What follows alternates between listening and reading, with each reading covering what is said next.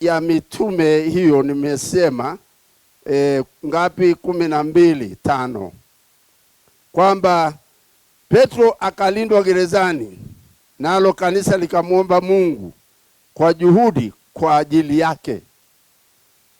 Ndugu zangu, kanisa lina nguvu sana. Kanisa la Mungu lina nguvu sana. Kanisa la Agano Jipya ndilo hili ambalo sasa tunamwabudu Mungu. Kanisa lina nguvu sana. Liliomba Petro akifungwa gerezani ili kesho yake auawe, lakini kanisa likaomba.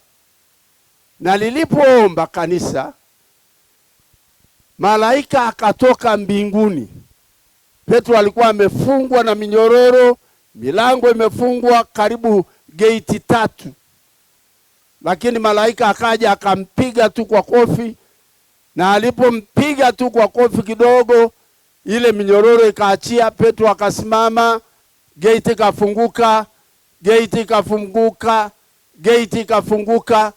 Petro akafunguka na macho na akaona kwamba Mungu amekuja kumwokoa.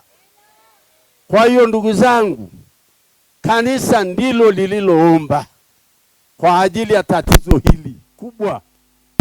Leo watu hawaendi kanisani kama inavyopasa. Watu wanaona labda si maendeleo kwenda kanisani. Lakini napenda kuambieni wale wanaokwenda kanisani, ndugu zangu, Mungu atawasaidia, atawalinda na mambo mengi yanayoendelea duniani. Leo kumtibu mtu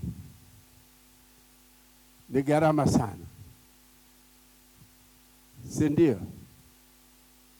Leo ukimpeleka mtu hospitali mpaka atoke huko ni gharama sana.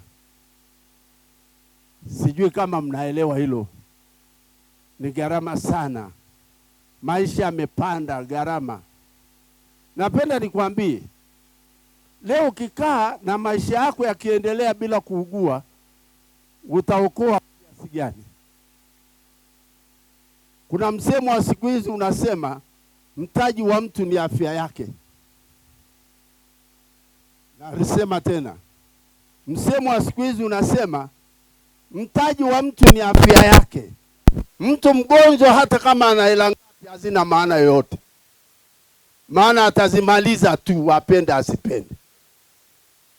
Maanake gharama za hospitali za ugonjwa zitamaliza. Na napenda niwaambie ugonjwa ambao umemaliza watu, sukari.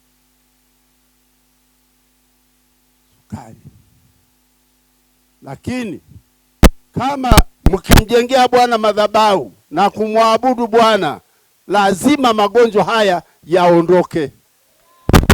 Lazima magonjwa haya yaondoke. Hakuna sababu ya kumaliza mali zako kama wewe umemjengea Bwana madhabahu. Hakuna sababu.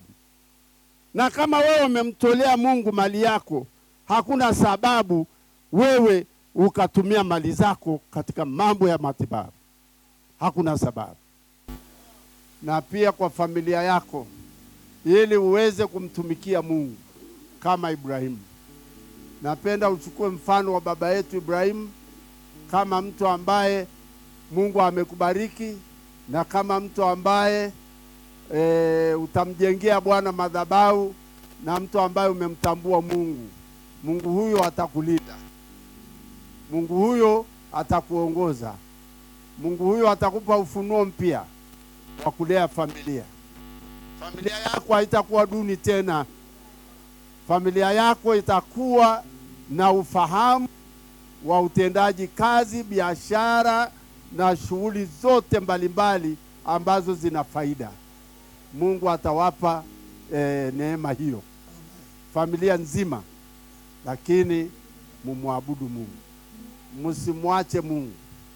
Muangalieni, kwa sababu yeye atafungua milango kwa ajili yako. Ngoja niombe.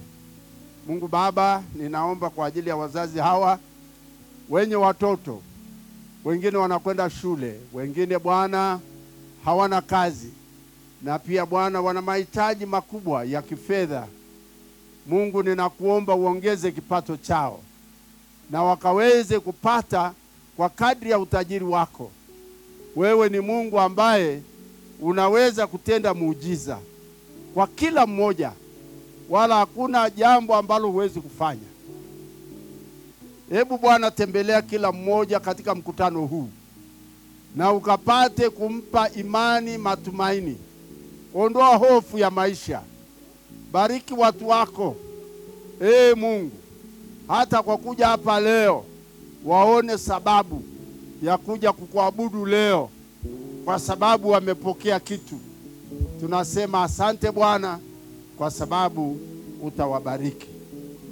Katika jina lako Yesu tunaomba na kuamini, amen. Pigie Bwana makofi. Haleluya. Pigie tena Bwana makofi.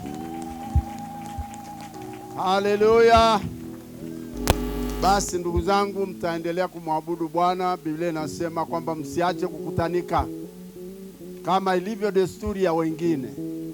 Tukutanike, tumwabudu Mungu wetu, kwa sababu atatutetea. Atakutetea mama, atakutetea baba, atakutetea kijana. Yako hayatakuwa kama ulivyokuja. Mungu awabariki sana. Asante.